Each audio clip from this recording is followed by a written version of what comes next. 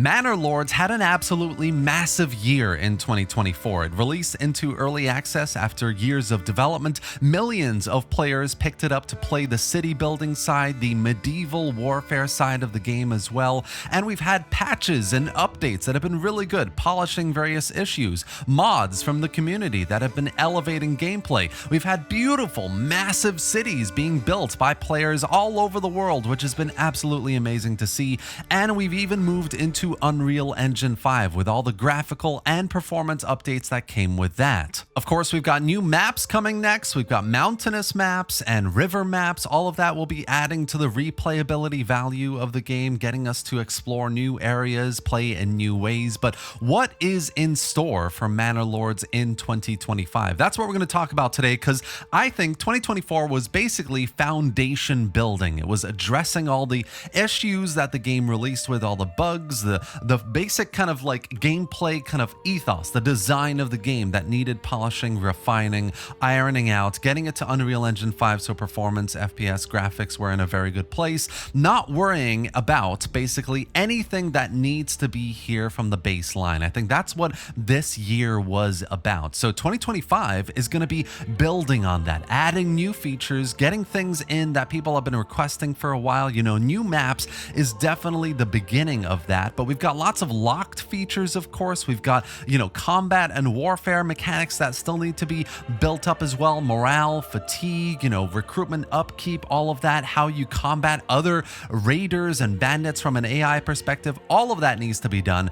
There's plenty more to come, in my opinion. The best part for me from a combat perspective especially is cavalry. What you're seeing here is a gameplay trailer that was released for Manor Lords a couple of years ago, and it clearly shows cavalry as part of the game. Animations, assets, armor, everything, movement, it's all here. So we know it's possible. Hopefully this will come in 2024 especially as well. Now, if you remember when Manor Lords first released, one of the things that Slavic Magic said was that they were not prepared to release a roadmap yet. And the key word here is yet. And I think this is why I'm saying 2024 was such a preparatory kind of ironing out the baseline issues kind of year, because maybe 2025 is going to be the year we actually see a roadmap where we see Slavic Magic confirm AI opponents is going to be a big focus for the year to get AI cities built in, maybe some other maps with other types of barons and other lords that you're going to deal with from a warfare perspective, from a trading perspective, obviously as well, trying to kind of engage with other villages, see them grow and build from an AI priorities perspective.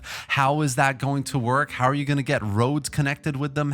What kind of products are going to be traded that is going to fluctuate in price, as you're kind of trading with other villages, and how is combat going to work? How are you going to recruit? How are you going to compete with all these other villages to recruit mercenaries, to try and get certain resources that are kind of localized, isolated to certain regions? It's going to be very, very interesting. I think this roadmap might get laid out this year, and I think one of the big priorities is going to be AI, getting AI incorporated into the game to engage the player as much as possible in various ways and challenges. It's going to be very, very interesting to see. Now, what I'm describing here, of course, is we're going from a Manor Lords that is familiar, that we've been with since release, essentially, to the Manor Lords that Slavic Magic first envisioned, adding new features, mechanics, challenges, events as well. There's not a lot of events going on in Manor Lords right now. AI is a big part of that, of course. New commodities, new production, new resources, new economy systems,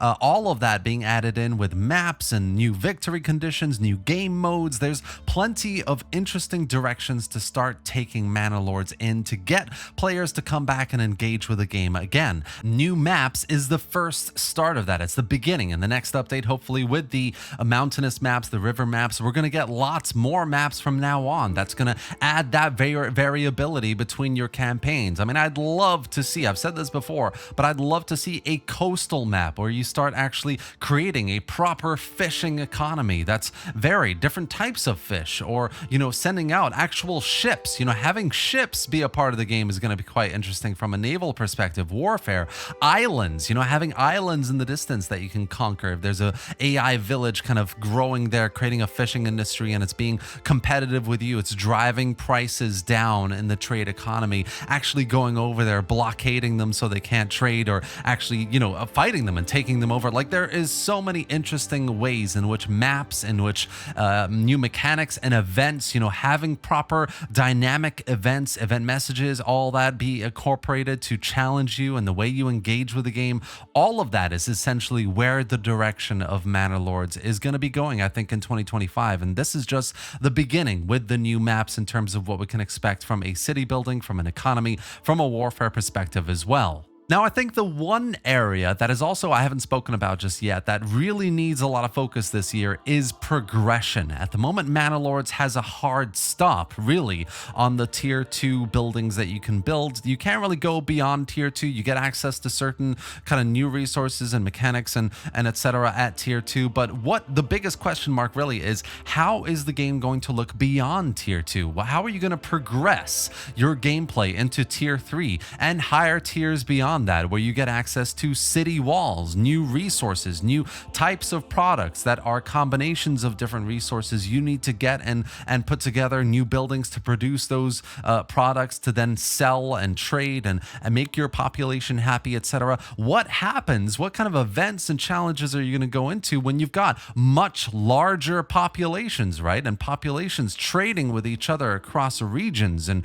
yeah, I think all of that is a big question mark for me as well. I think that is a big direction the game is going to go into this year. Just much larger cities. We're seeing lots of players build them up, get multi-region cities that are combined into these massive megalopolises, but we haven't really quite seen how all of that is going to affect the game in higher tier cities from a combat perspective, from a graphical perspective as well, whether the game is going to handle it. So that is a big question mark for me as well. Finally, guys, of course, I just want to mention very quickly that, when the game first released, Slavic Magic said specifically that modding tools and modding is something that they are going to focus on eventually. They will release the capability for players to be able to add their own content to the game in a more seamless and kind of streamlined, efficient way. Well, we haven't had that yet. We've got mods that have come out on Nexus Mods, but none of them, I think, touch the potential of what's possible in Manor Lords. I mean, I can see when, kind of modding potential actually comes out, modding tools come out for modders to be able to play with. I think there's going to be new eras, new settings that we can explore in Manor Lords, whether that's, a Byzantine Empire style Manor Lords, a Roman era, an ancient Greek era. There's so many interesting eras of history that would work so well with the Manor Lords type of gameplay from a city building, resource gathering, and a kind of warfare combat style as well. There's so much that can be done here. So I think, modding is already out there. If you go on Nexus Mods, you can find very interesting, cool mods here and there that elevate the gameplay in certain ways, being able to recruit loads of mercenaries, lots of retinue, have access to different things here and there that make it quite interesting and unique, but none of it really touched the core of the game, right? None of it can go deep enough to recreate it, to add proper new buildings or units or etc. We're not there yet. So hopefully in the future, in the near future, we're going to get modding tools to allow players to create their own content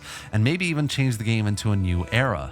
I'm really excited about the future of Manor Lords. I think there's a lot more to come that I haven't even touched on. My imagination is wild with what can happen. And I think that Slavic Magic, when he first set out to create Manor Lords, the vision in his mind is just about to begin. Everything this year has been about bug fixing, getting that baseline ready, reliable, bug-free, crash-free, stable, and get it to a point where we can start building on it, building the manor that was Slavic Magic's vision of the game. We're getting there. So that's essentially it for today, guys. I wanted to talk a bit about the future of the game, frame 2024 in terms of its development, the focus, the priorities, where the game is now, and where it might go into 2025. I really hope you enjoyed this video and found it informative. If you did, give it a like, drop any thoughts or questions in the comment section below. Let me know about everything I've discussed here. If you agree or disagree, all of it is totally totally okay, and I'll try and respond as much as I can.